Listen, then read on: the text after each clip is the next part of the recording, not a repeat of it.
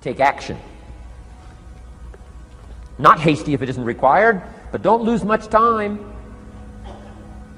Here's the time to act. When the idea is hot and the emotion is strong. That's the time to act. You say, Mr. Rohn, I'd like to have a library like yours. See, if you feel strong about that, what you got to do is get the first book and then get the second book. Before the feeling passes and before the idea gets dim, action pronto, action immediate, action as soon as possible. Because if you don't, here's what happens. We call it the law of diminishing intent. We intend to when the idea strikes us. We intend to when the emotion is high. But now if you don't translate that into action fairly soon, now the intent starts to diminish. And a month from now it's cold. A year from now, can't be found. So act. Set up a discipline when the emotions are high and the idea is strong and clear and powerful. That's the time to set up the discipline. Somebody talks about good health and you're stirred. Says, right, I need to get a book on nutrition. Get the book before the idea passes and before the emotion gets cold. Go for the book. Start the library. Start the process. Fall on the floor. Do some push-ups. Action. Got to take action. Otherwise, the wisdom is wasted. Otherwise, the emotion soon passes. Unless you put it into a disciplined activity. Capture it. Disciplines is called how to capture the emotion and how to capture the wisdom and translate it into equity. Disciplines. Now here's what's important about disciplines. All disciplines affect each other.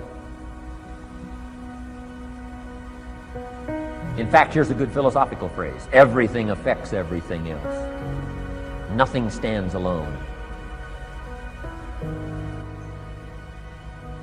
Don't be naive in saying, well, this doesn't matter. I'm telling you, everything matters. There are some things that matter more than others, but there isn't anything that doesn't matter. Okay. We all pity the man who says, well, this is the only place I let down. Not true. Key to take home. Every letdown affects the rest of your performance. Every letdown affects the rest. This is part of the educational process on personal development. If you don't take the walk around the block, you probably won't do the apple a day. If you don't do the apple a day, you probably won't start building your library.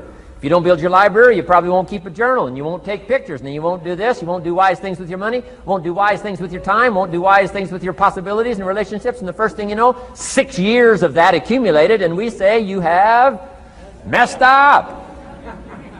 So the whole key to reversing that process now is to start picking up these disciplines. Now here's the positive side. Every new discipline affects the rest of your disciplines. Every new one affects the rest. That's why action is so important. The least action, the smallest action. Take it. Because when you start accomplishing and the value starts to return from that one action, it'll inspire you to do the next one and the next one and the next one.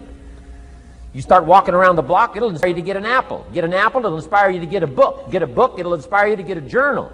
Get a journal, it'll inspire you to grow, develop some skills. All disciplines affect each other. Every lack affects the rest. Every new affects the rest. The key is to diminish the lack and set up the new. And you've started a whole new life process. Key. Also, one more thought on discipline. Here's the greatest value of discipline. Self-worth. Self-esteem. People are teaching self-esteem these days, but they don't connect it to disciplines. The least lack of discipline, and it starts to erode our psyche. One of the greatest temptations is to just ease up a little bit, right? The slightest lack of doing your best starts to erode the psyche. Instead of doing your best, doing just a little less than your best. Sure enough. You say, well, it's just going to affect my sales. No, it's going to affect your consciousness. It's going to affect your philosophy. Now you've begun in the slightest way to affect your own philosophy. Here's the problem with the least neglect. Neglect starts as an infection.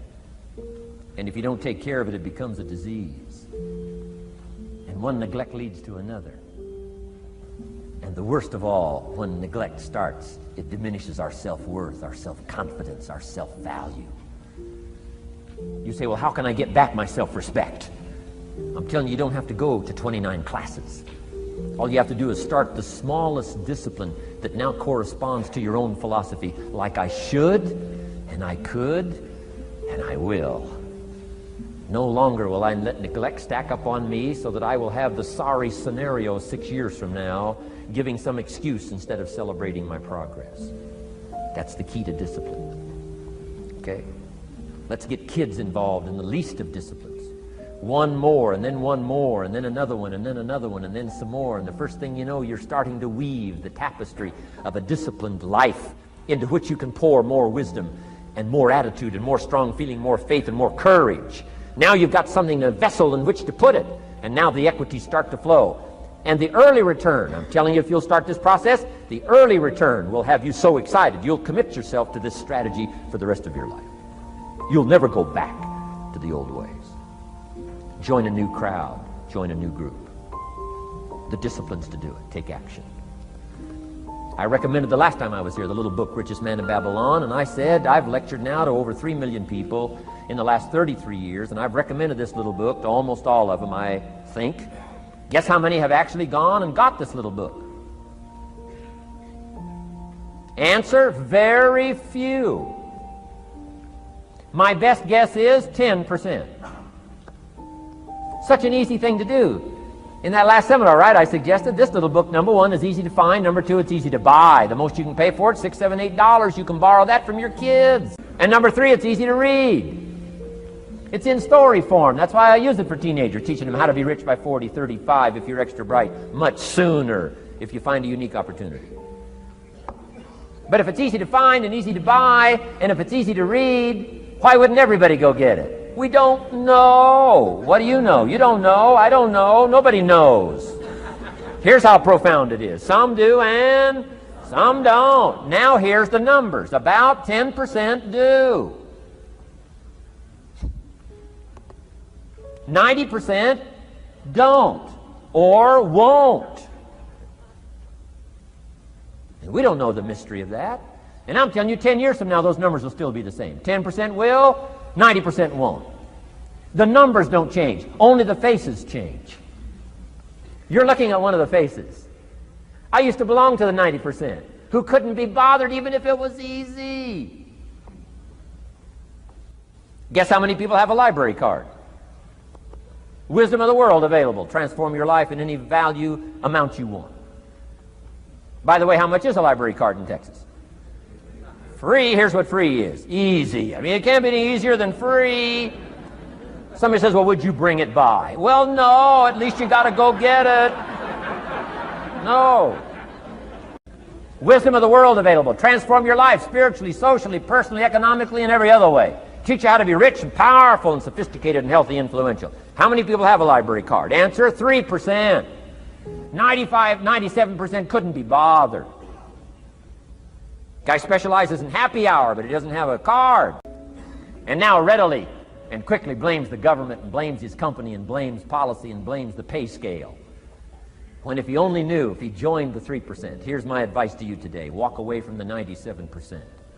Don't talk like they talk. Don't act like they act. Don't go where they go. Don't specialize in what they specialize in. Throw away the blame list they cling to. Start you a new life. You say, well, is it as simple as getting a library card and the 3%? And the answer is, of course. Of course. That's how easy this stuff is. This is so easy. It's so simple. It's not complex. You don't need a 2,000-year-old guru. You don't need multi-track affirmations. I'm telling you, don't. Affirmation without discipline is the beginning of delusion. Don't let somebody sweep you into some contrary way to nature itself says, unless you labor. The miracle of the seed and the soil and the seasons and God and all the other stuff that's available, sunshine and rain, that's not available to you by affirmation. It is only available to you by labor. So labor well. Okay. Learn well. Discipline yourself well. I used to wonder why two people could work for the same company, one make twice as much money. Now see, that used to puzzle me. And maybe they were the same age, graduated from the same school, live in the same community, work for the same company, with the same products and the same services. They've got the same traffic, the same problems, and one makes $1,000 a month, the other one makes $2,000 a month. Now that was my puzzling question. Why would this long list be the same and the money twice as much? I asked, what's the difference between $1,000 a month and $2,000 a month? And I don't mean $1,000 a month, right? I could figure that out. But what makes the difference? Why would one person do twice as well, 3 times as well? Speaking economically. Now, I know there's more than one way to do well. I understand that. But in this little narrow area called compensation, what's the difference? Well, back then, with my faulty thinking, I'm trying to reason it out. I thought, well, maybe time makes some of the difference, right? Some people do better because they have more time. I used to say, Harold ought to be able to do well. He's got a lot of time. If I had all of Harold's time, I could do well. Now, that's got to be dumb, right? Number one, you can't get somebody else's time. A guy says to me one time, he says, you know, if I had some extra time, I could make some extra money. I said, then forget it. There isn't any extra time. Now, if you can't get more time, which you can't, what could you get more of that would make a difference in economic results? And here's the key word. Make it a part of your notes. We're going to consider it tonight. The word is value. And I have a little phrase for your notes. Value makes the difference in results. Value makes the difference. You can't get more time, but you can create more value. Now, here's the first lesson of economics. Everybody should learn it from the time they're old enough to understand what a dollar means, how to earn one, how to get one, how to keep one, what to do with it. First lesson of economics. We primarily get paid for value. That's lesson 1. Bringing value to the marketplace. That's how you get paid. Let me give you the 4 major lessons in life to learn. Here's 4 majors. It's good to study the majors. In our weekend seminar we teach. Some people don't do well because they major in minor things. You've got to be on the lookout. At the end of every week, end of every month, you've got to check, make sure you're not spending major time on minor things. We go through that whole series. Majors and minors. Now, let me give you 2 phrases before we get to the 4 majors. This will set it up and you'll see where I'm going. 2 key phrases for your notes. Here's the first one. Life and business is like the changing seasons. That's the first phrase. Life and business is like the changing seasons. One of the best ways to describe life, it's like the seasons. Frank Sinatra sings, life is like the seasons. Now here's the second phrase. Very important. You cannot change the seasons, but you can change yourself. And see, that's how life gets better for you. Not by chance, but by change. Now here's the 4 major lessons in life to learn. I've got my first book finished. Came out a couple of weeks ago. This is in it. The 4 major lessons in life to learn. Here they are. Number 1, learn how to handle the winters. That's lesson 1. They come right after falls with regularity. Some are long and some are short and some are hard and some are easy, but they keep coming. You must learn to handle the nights. They come right after days. You must learn to handle difficulty. It comes right after opportunity. You must learn to handle recessions. They always follow progressions for the last 6,000. See, it isn't going to change. The lesson you must learn is how to handle it. And there's all kinds of winters, right? The winter when you can't figure it out. The winter when it all goes smash. The winter when it turns belly up. The winter when it won't work, when you've run out of money and you've got a broken heart. See, those are winter times. There's all kinds. Economic winters, social winters, personal winters. When your heart is smashed in 1,000 pieces and the nights are unusually long, your prayers seem to go no higher than your head. It's wintertime. You can't get rid of January by tearing it off the calendar.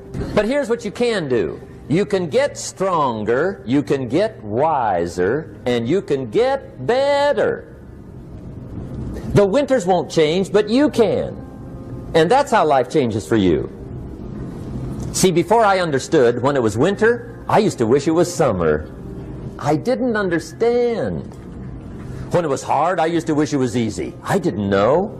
And then Mr. Schoaf gave me a part of his very unique philosophy when he said, "Don't wish it was easier, wish you were better." See, that triggered my whole life change. Here's lesson 2. Learn how to take advantage of the spring. That's the second one. Spring is called opportunity. And spring follows winter. What a great place for it. If you were going to put it somewhere, that'd be the place to put it, right after winter. And pray tell, how often does spring follow winter? Every year with regularity, 6,000. You can almost count on it. See, opportunity always comes.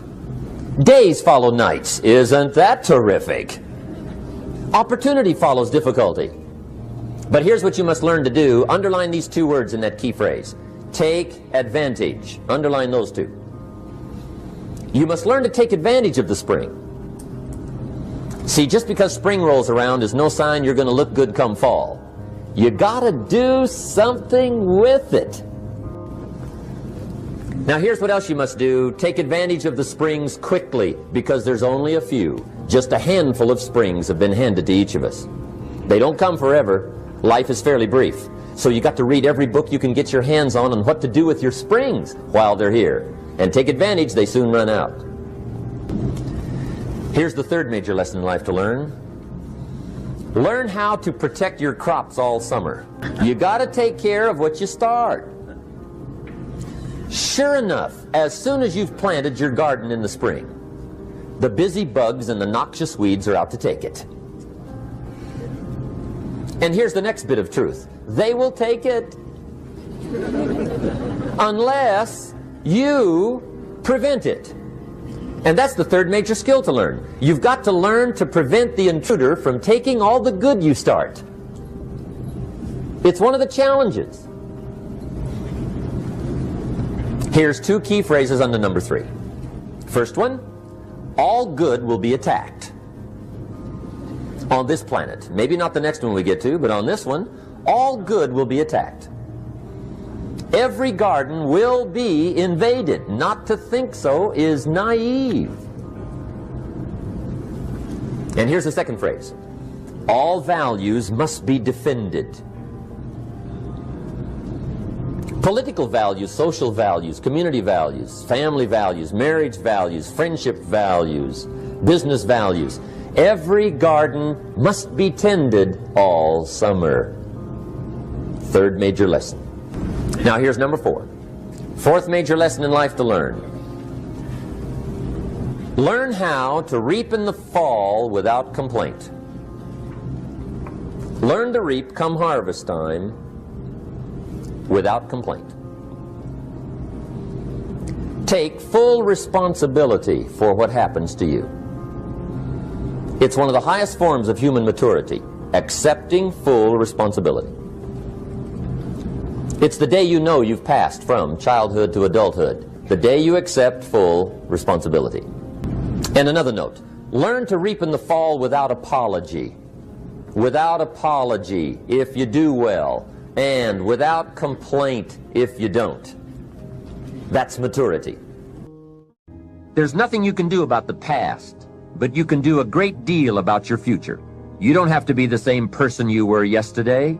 You can make changes in your life, absolutely startling changes, in a fairly short period of time. You can make changes you can't even conceive of now. If you give yourself a chance, your abilities will grow. You have untapped talents and potential that you haven't even reached for yet. And as time goes on, you'll be able to reach deeper and deeper. The first thing you'll know, you'll be able to do things you never thought you could do. You'll be able to handle things you never thought you could handle. You'll have ideas that you've never had before. All of this is sparked by the goal-setting process. When you know what you want, and you want it badly enough, the answers will come to you. I can't tell you why it works. All I know is, it works. Give yourself a chance to become all you can become and to accomplish all you can accomplish. Let me give you a Bible philosophy that teaches how to get whatever you want. Here's what it says: ask. That's it. Ask. Of all the important skills to learn in life, be sure to include the skill of asking. What does ask mean? Ask means, what do you want? And the complete formula is staggering. It says, ask and you will receive. Hey, we ought to look into that. The man says, yes, but you work where I work. By the time you struggle home, it's late. You've got to get a bite to eat, watch a little TV, and get to bed. You can't sit up half the night and ask. And this guy is behind on his bills. He's a good worker, hard worker, sincere, but you've got to do better than work hard and be sincere all of your life. You'll wind up broke and embarrassed. You've got to be better than a good worker. You've got to be a good asker. Let me give you some key points on this asking and receiving, setting goals, asking of life. Here's part of the philosophy that helped me to change. First, asking starts the receiving process. Asking is like pushing a button, and all this machinery starts working, mental and emotional machinery. I don't even know how it works, but I do know it works. There are a lot of things you don't need to know how they work. Just work them. Some people are always studying the roots. Others are picking the fruit. It all depends on what end of it you want in on. So asking is the beginning of receiving. Second, receiving is not the problem. You don't have to work on receiving. It's automatic. So if receiving is not the problem, what is the problem? It's failing to ask. The man says, I see it now. I got up every day this year and hit it hard, but nowhere in my house is there a list of what I want from my life. Can you see? Good worker, poor asker. Third, receiving is like the ocean. There's plenty, especially in this country. It's like an ocean here. Here, success is not in short supply. It isn't rationed so that when you step up to the window, it's all gone. No. Well, if that's true, what is the problem? Well, the problem is some people go to the ocean with a teaspoon. Have you got the picture? A teaspoon. What I suggest you do in view of the size of the ocean is trade your teaspoon for at least a bucket. And you will look better at the ocean with a bucket. Kids won't make fun of you. Now, here's something else to remember about asking.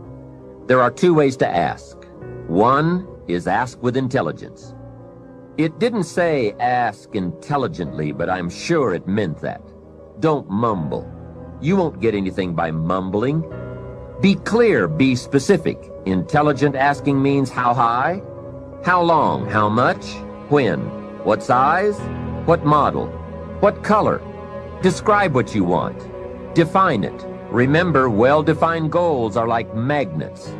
The better you define them, the stronger they pull. And give your goals purpose. Answer both questions. What do I want? That's the object. And the second question, what for? That's purpose. Purpose is stronger than object.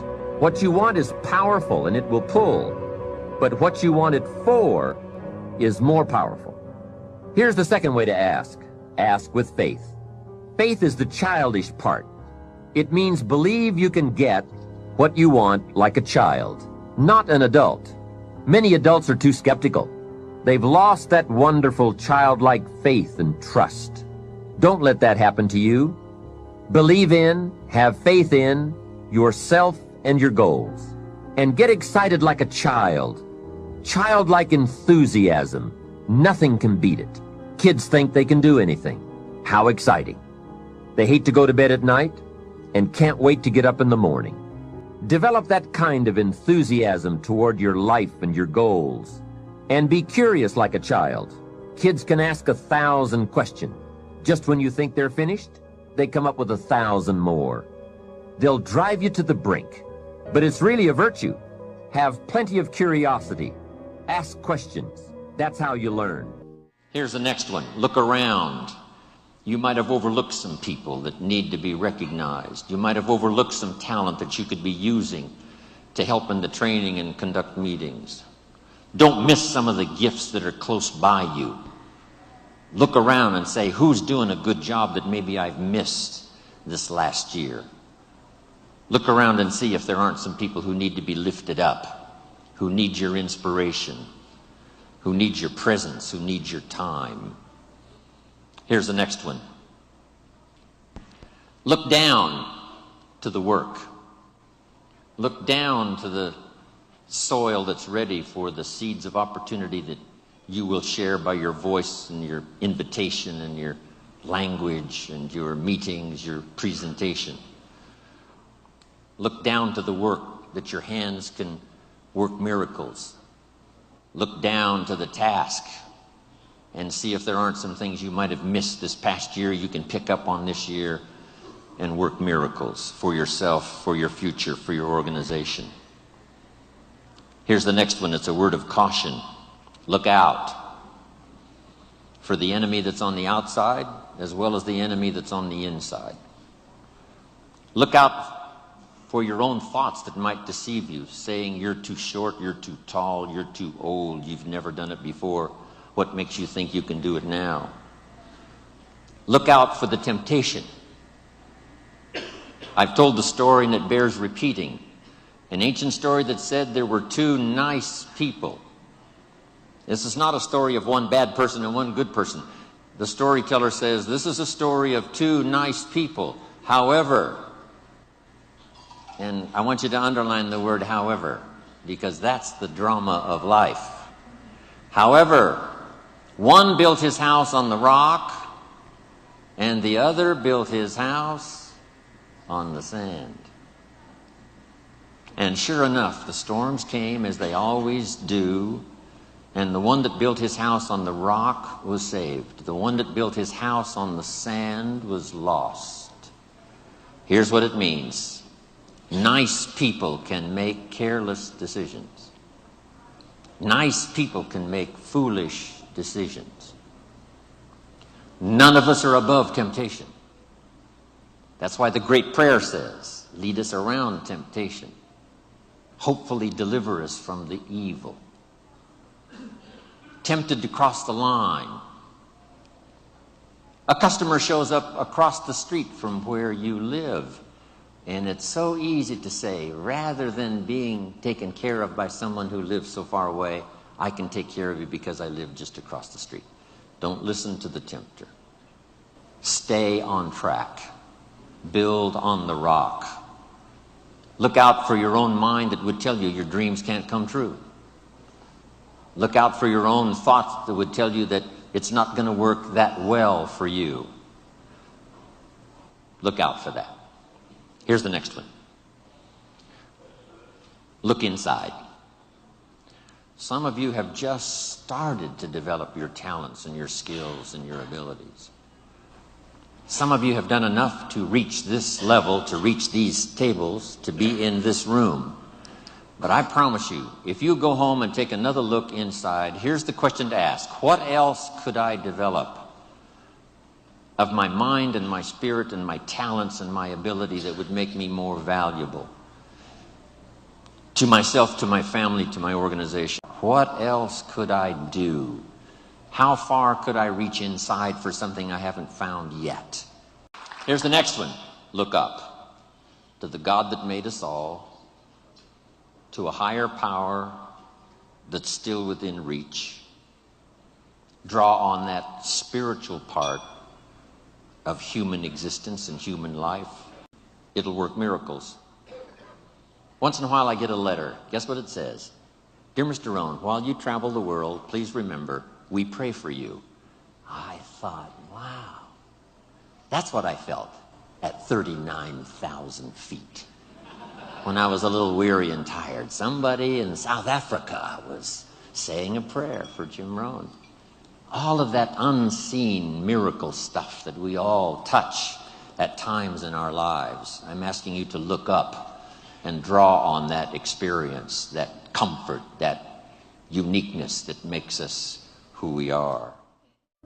Work harder on yourself than you do on your job. Develop the skills. Learn the lessons. Take the classes. Absorb all that is being taught to you these days?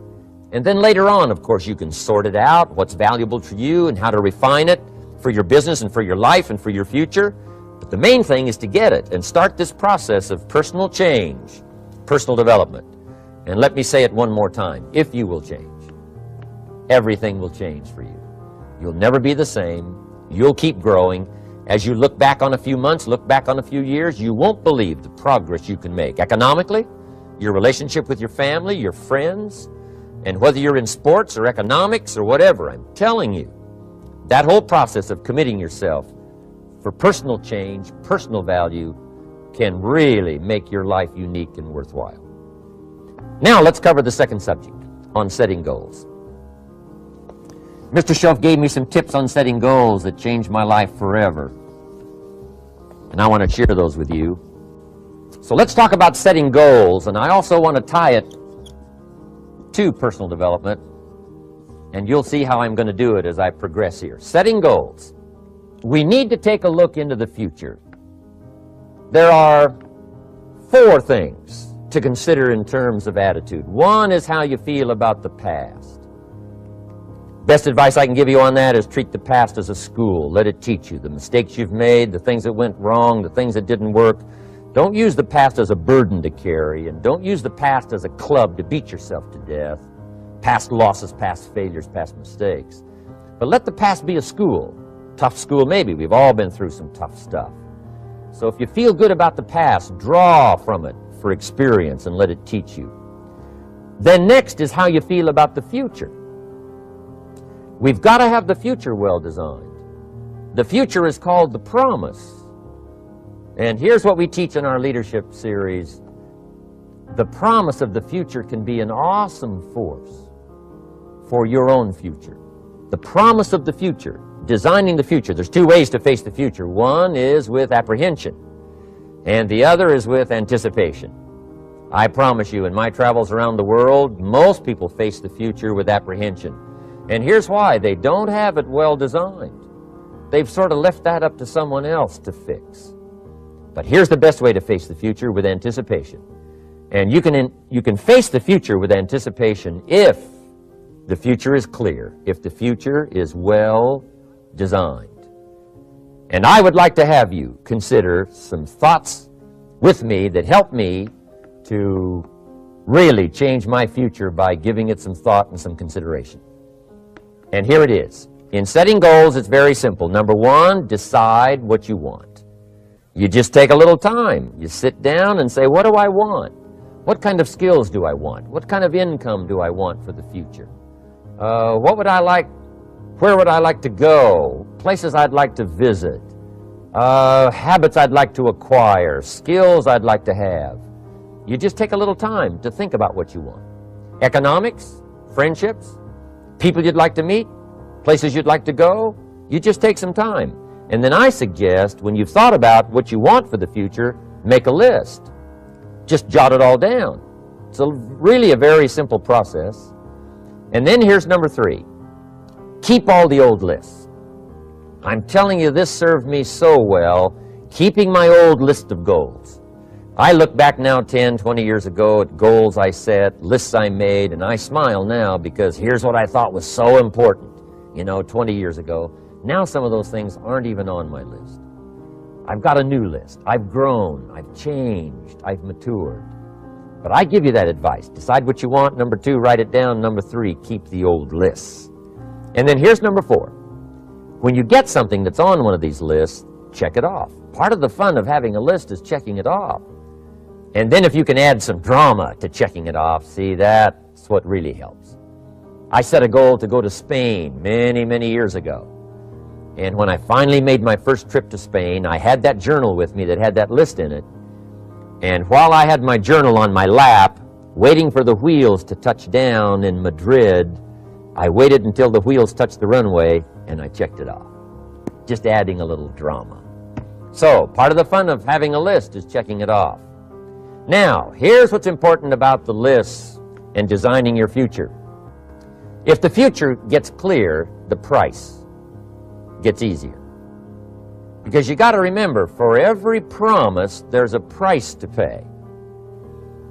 Everybody's got to pay the price. Everybody's got to do the deal. Everybody's got to do the disciplines. Everybody has to pay. But here's what I've discovered. If the promise is clear and powerful, the price is easy to pay. The price is some classes. The price is a few books. The price is a few disciplines. The price is finding something that'll make your life better, make you grow, make you change, make you develop. So the first part of the key is to design the promise. Then, what is the price to pay? I'm telling you, the price will be easy. Anybody in my audience can pay it, no matter where you are, where you come from. Color doesn't matter, religion doesn't matter, where you grew up doesn't matter, circumstances don't matter. I'm telling you, if you'll make the promise of the future clear for yourself, the things you want, the places you want to go, the things you want to have, the person you want to become, the skills you want, the homes you want, the future you want, the friends you want, all of the values of life that you could possibly want. If you'll make that clear, make those lists, and be serious about it, I promise you it's an easy price to pay. Anybody can pay it. And the best advice I can give you is, if I can do it, you can do it. Farm boy from Idaho, raised in obscurity, I changed my life, turned it upside down, turned it all around, found economics, found future, found promise, and if I can do it, you can do it. So, start setting your goals and see if you can't get a better excitement going for the things you want to accomplish for the future. One of the major reasons for setting goals is for what they make of you in achieving them. My teacher advised me when I first got started at age 25, he said, "Jim, why don't you set a goal to become a millionaire?" He said, "It's got a nice ring to it. You know, enough zeros to impress your accountant." And he said, "I'm here to help you. You're only 25 years old. You've been to 1 year of college. You've got a beautiful family, every reason to do it. Why don't you set a goal to become a millionaire?" And he said, "Here's why."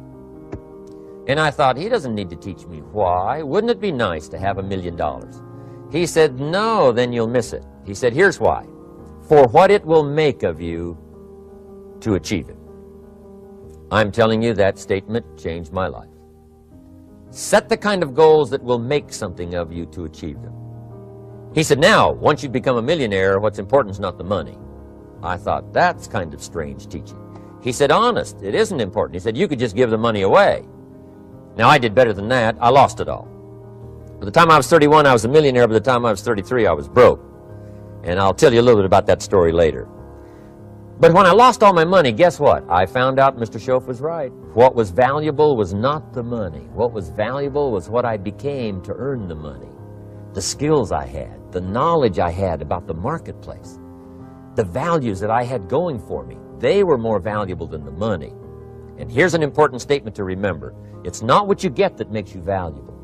It's what you become. So part of the key here is to set the kind of goals that will make something of you. Don't set them too low so that you don't have to grow and you don't have to read and you don't have to try and you don't have to stretch. Don't set them too low.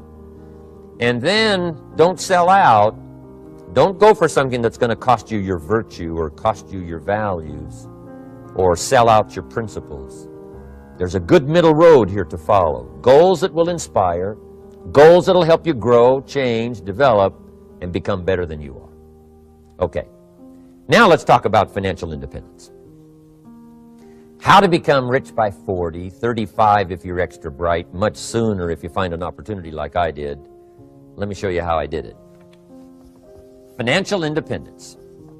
I like the phrase financial independence. Some people are a little bit concerned about using the word becoming rich or becoming wealthy, and I can understand that. I struggled a little bit with this. Is it okay to go for becoming rich, go for becoming wealthy?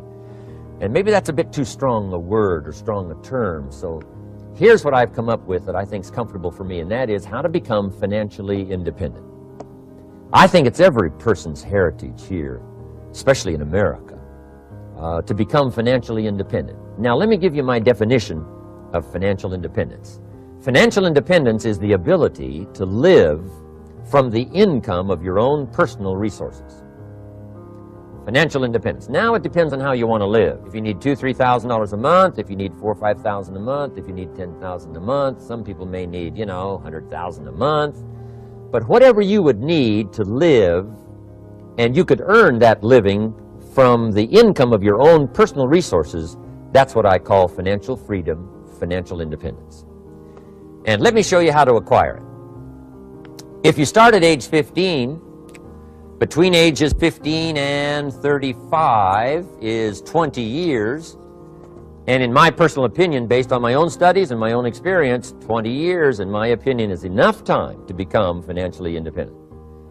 If you're not, you don't live in the wrong country.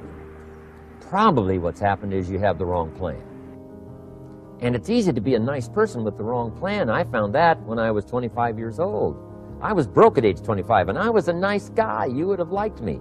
But I'm telling you, my plans up until then, especially my financial plan, left me broke. I totally changed it the next 6 years, and I became financially independent. So I know what I'm talking about. It is possible in a reasonable amount of time, 15 to 35, whatever, 20 years time, enough time. You can do it in a much shorter period of time, like I did if you want to, but this is a reasonable enough time. But here's number one. First of all, you got to have the right philosophy. Philosophy is our ability to gather knowledge and sort through it and decide what's valuable. To develop a philosophy about life, a philosophy about our health, a philosophy about our family relationships, a philosophy about economics. And if you develop the right philosophy, that's what helps to set this sail so that in 6 years it takes you where you want to go, instead of winding up like I did that first 6 years of my economics, broke, no money, empty bank account. The right philosophy. Now let me give you a couple of philosophies to consider. Here's the first one. It's called the philosophy of the poor. And here it is. Poor people usually spend their money and invest what's left. That's the philosophy of the poor. Now here's the philosophy of the rich. Rich people invest their money and spend what's left. And here's the startling answer. It really doesn't matter what the amount is. What's most important is not the amount. What's really important is the philosophy. So I would ask you to adopt this philosophy of spending after you have invested. Invest first, then spend. And I've got a little formula that I'm going to share with you. Now, what should a child do with $1? I mean, there's a lot of debate going on, I'm sure, across the country on what a child should do with $1. Here's one opinion. It's only a child and it's only $1. What difference does it make? Well, in my opinion, it makes all the difference in the world. A person's economic future starts with a child with $1. Somebody says, oh, no, you're only young once. Let him spend it all. Well, when would you hope that would stop? Somebody says, well, wait till he's 50 and broke like me, and then he'll learn. Well, no, we don't want to wait that long. If I would have known earlier than age 25, I would have changed. In high school, if they would have had classes called Wealth 1, Wealth 2, I'd have taken both classes. I would not have waited until age 25. So, the earlier the better. So, what should a child do with $1? Here's the simple premise to begin with. Don't spend it all. And if a child wants to spend the whole $1, you got to say, hey, don't spend it all. Don't spend it all. They'll say, why not? It's my $1. I earned it. You say, I know you earned it, but don't spend it all. They'll still say, why not? Say, let me show you why not. So you put them in your car, take them to the other side of town, and show them where people live that spend the whole $1. You just drive them around. Kids learn best by visual. Just drive around and say, would you like to live here? Kid says, no. Would you like to live like these people live? Kid says, no, no. Then you can't spend the whole $1. So, kids will get the message. So, take them to the other side of town, show them around, unless you already live there, and then just show them around. Anyway, don't spend the whole $1. Now, let me give you my best view of what to do with $1. And I promise you, if you started at age 15, now if you're over 15, right, you've still got plenty of time. You still got 20 years. If you're 30, you still got 20 years. I mean, you still got plenty of time to start what I'm about to share with you. What to do with $1. Here's my first bit of advice. Never spend more than 70 cents. Never spend more than 70 cents. Now, you got to pick some number, and the number you pick is going to be determined by your philosophy. It's going to be determined by what you've been taught or your experience teaching yourself. When I first met my teacher, Mr. Schoaf, I was at about 110% of each dollar. You know, I'm down at budget finance, hawking my furniture and my car one more time. And then I learned a whole better formula for financial independence. Number one, don't spend more than 70 cents. Now, kids say to me, well, okay, what do I do with the other 30 cents? And here's what I teach them. 10 cents for charity. Charity or church, or helping people that can't help themselves. 10 cents to support worthy projects. Projects that you feel good about. 10 cents out of every dollar. It's called being generous with part of what you've taken out of society. Now, in my opinion, nothing teaches us character better than generosity. No class, no teacher, no book teaches character better than generosity. And the best time to start is when the amounts are small. And I know if kids learn these lessons well, they'll give a dime out of a dollar, help people that can't help themselves, support worthy projects. Or if you belong to a church, they teach tithe, piece of. That's very important. Now, because when the amounts get larger, sometimes it's a little more difficult. You know, giving 100,000 out of a million, someone says, oh, if I had a million, I'd give 100,000. I'm not sure. That's a lot of money. So the time to start is when the amounts are small. 10 cents out of the dollar. Okay, next 10 cents I call active capital. Active capital means do something to make a profit. Active capital. Set aside a portion of your income. Wages are okay, but I'm telling you, wages will make you a living. Profits will make you a fortune. So set aside part of your income as capital, called active capital. Any kind of project you can possibly think of, you can possibly come up with. I'm going to write a new book, I think, for kids. I think the title is going to be, Of Course Kids Should Pay Taxes. It's kind of an interesting title. In California, kids do pay taxes. When a child walks into 7-Eleven, buys something that costs $1, the proprietor says, give me 7 more pennies. And the child says, hey, what's these 7 pennies for? The proprietor says, that's the taxes. Kid says, well, hey, I'm only 8 years old. Proprietor says, congratulations, you're my youngest taxpayer.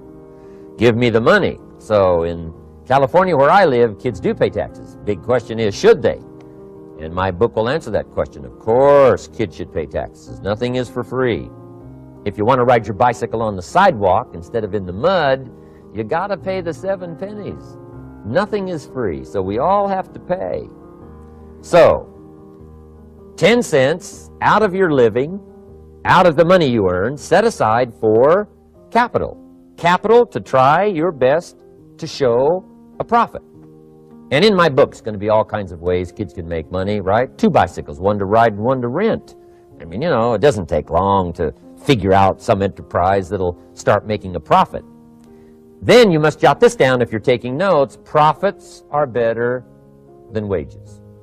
1, you can't usually start wages until you're about 16, 15, 16, but you can make a profit long before you're eligible to start earning wages.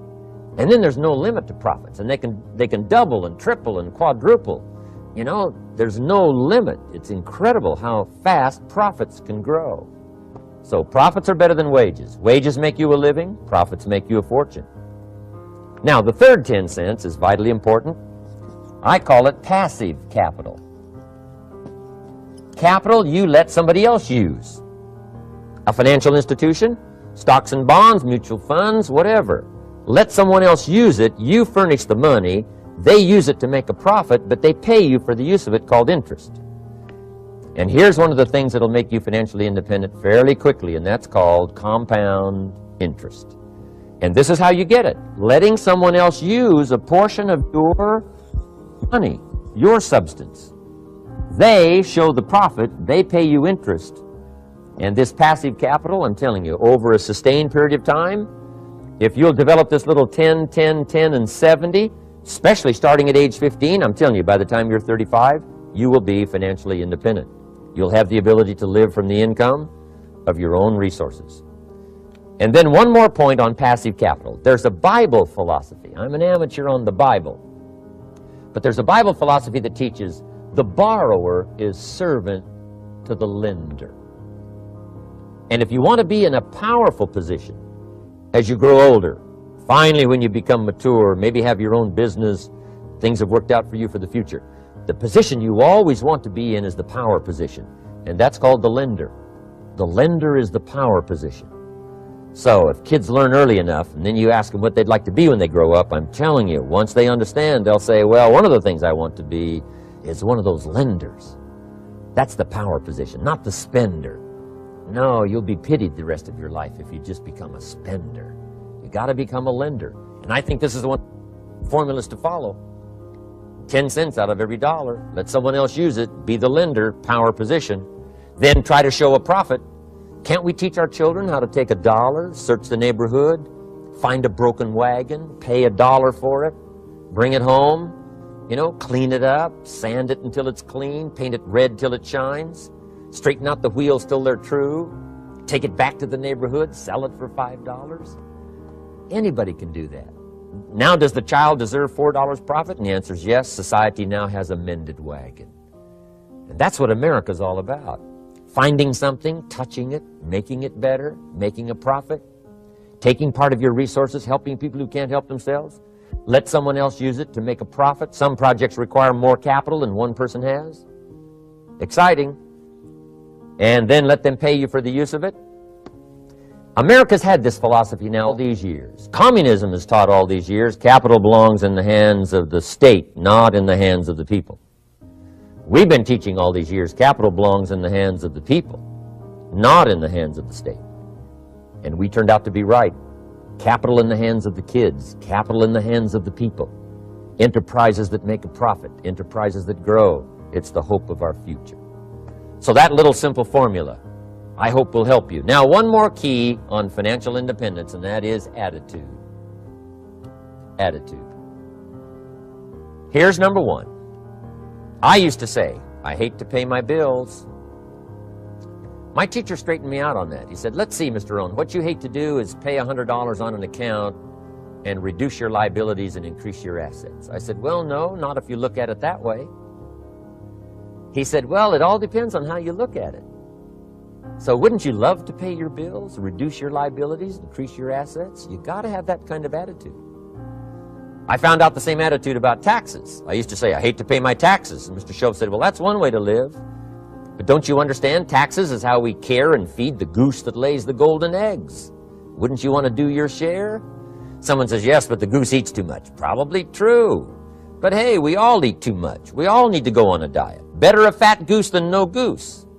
So I finally became a happy taxpayer. Now, I think taxes are too high, so I'm working to get taxes lowered for our economic future.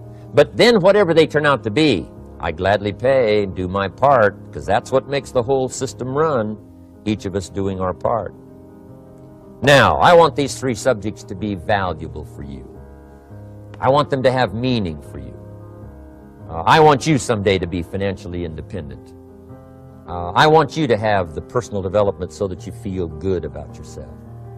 If I had a chance to meet you someday, I'd like to have you show me the list of goals that you got started and say, Mr. Rohn, here's some I've already checked off. Here's the books I'm reading. Here's what's happened. I'm developing the skills. I'm better this year than I was last year. I've got more self-confidence. My skills are developing. That's what I want for you. And now I'd like to leave you with these 4 questions called questions to ponder. These questions were valuable for me, and I want to make them valuable for you. Here's the first one. Why? We all ask why we should work this hard. Why take that many classes? Why go to school that many years? You know, why take the notes? Why read the books? Why work that hard? Why put yourself through the push-ups and the disciplines? Why? Good question, why? Best answer to why, I think, is the second question. Why not? Why not see how many books you can read, how many classes you can take, how many skills you can develop? Why not see how valuable you can become to the marketplace and to your friends and to your family? Why not see what you can make of yourself? Why not see how far you can go, how much you can see, how much you can earn, how much you can share? Why not? That's the heritage all of us have, in America especially, is to see what we can make out of our lives now that we've been given this extraordinary opportunity. Now, my third question I'd love to ask you in person. But since I can't do it in person, I want to ask it of all of you. But I want you to take it personally. And my third question is, why not you? Why not you with good self-esteem? Why not you starting to change and setting goals? Why not you starting to make progress toward financial independence? If I can do it, you can do it. I wished I had a lot more testimonials here today besides mine. A whole steady stream that would come by and tell you their story. Someone who started with nothing, finally run a big enterprise. A mother who was on welfare, now she owns her own business. In addition to my story, I wish I had a lot more. And if all of them told their story, guess how they would probably wind up their story? They'd probably say, just like me, why not you? If we can read, you can read. If we can change, you can change. If we can figure it out, you can figure it out. If we can turn it around, you can turn it around. There isn't anything you can't accomplish. That's what those testimonials would say. And so I want to say it to you personally. Why not you? You've got the brains, you've got the stamina, you've got the vitality, you've got the interest, you've got your life ahead of you, you've got the future. You can do it. If anybody can do it, you can do it. If one of us can do it, hey, we all can do it. And now here's my last question. Why not now? This is a good time to set your goals, work on yourself, work on your skills. What a good time to get it together. What a good time to start this process. Personal development, growing, changing, developing, having a good plan for your money and for your life and for your future. Why not now?